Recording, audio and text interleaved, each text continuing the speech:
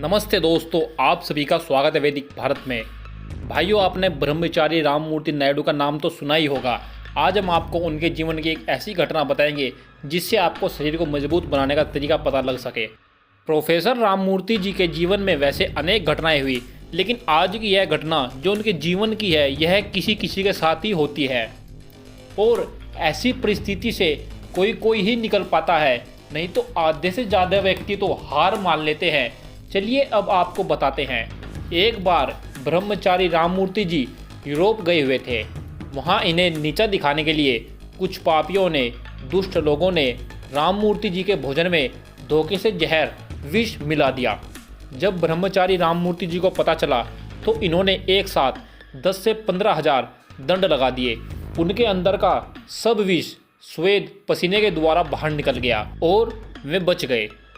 भाइयों, आप हैरान में पड़ गए होंगे, लेकिन यह हकीकत है। ऐसा शरीर आपका भी हो सकता है, परंतु काफ़ी कठिन परिश्रम के बाद। लेकिन दुर्भाग्य इस बात का है, नौजवान परिश्रम वीर्यनाश करने में कर रहे हैं। हर दिन अपना नया तरीका ढूंढते हैं वीर्यनाश करने का। व्यायाम, ब्रह्मचर्य में तो कोई रुचि ही नहीं है। भाइयों देखो, ब्रह्मचर्य बहुत ज़्यादा जरूरी है, उसके साथ साथ व्यायाम भी बहुत ज़रूरी है। प्रोफेसर राममूर्ति जी ने भी अपने शरीर को मजबूत बलवान बनाने के लिए ब्रह्मचर्य व्यायाम से ही बनाया था। भाइयों, व्यायाम उसे कहते हैं जिससे हमारे शरीर का पसीना निकल जाए, हमारे शरीर को बलवान, ताकतवर, शक्तिशाली बनाए। स्वच्छ वातावरण में किए जाए तभी सही फायदा होता है। बंद कमरे में व्यायाम करने से नाम मात्र फायदा मिलता है। आपको व्यायाम में राममूर्ति दंड, हनुमान दंड, साधारण दंड, सपाटे दंड, यह सब लगाना चाहिए।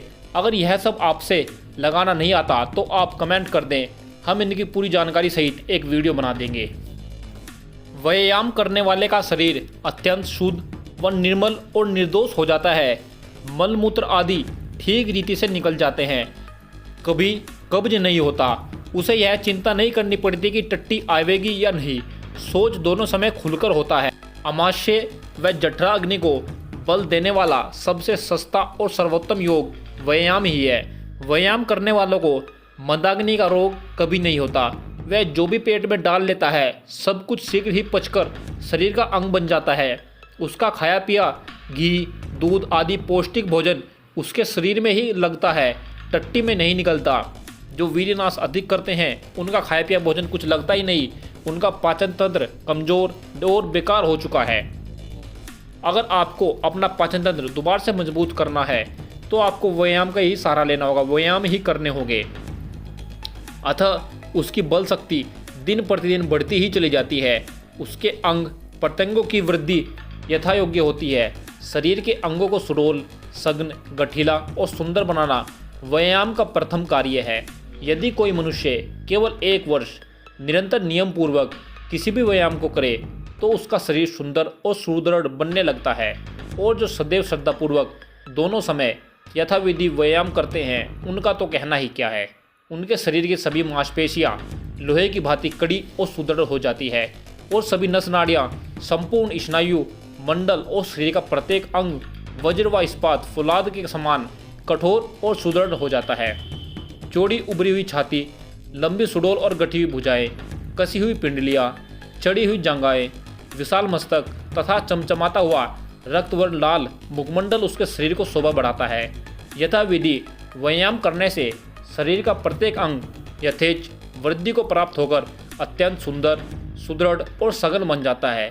शरीर पर व्यर्थ का मांस व भेद चर्बी चढ़कर उसे ढीला नहीं करने पाता। पेट शरीर से लगा रहता है, बढ़ने नहीं पाता। उसके शरीर पर एक्स्ट्रा चर्बी या जिसको बोलते हैं वसा, बेली फैट, वो उसके शरीर पर नहीं होता। अगर जो व्यक्ति निरंतर व्यायाम करता है उसका शरीर बिल्कुल फिट और शुद्ध अच्छा रहता है। इसलिए प्रत्येक ब्रह्मचारी, स्वास्थ्य तथा देश प्रेमी को प्रतिदिन व्यायाम करने का व्रत लेना चाहिए और करने चाहिए। व्यायाम हमारे जीवन में बहुत ज़्यादा जरूरी है, आपके शरीर को मजबूत बनाएंगे। तो बताओ दोस्तों, आज के वीडियो आपको कैसी लगी? किसी का कोई प्रश्न हो तो कमेंट करके जरूर पूछना।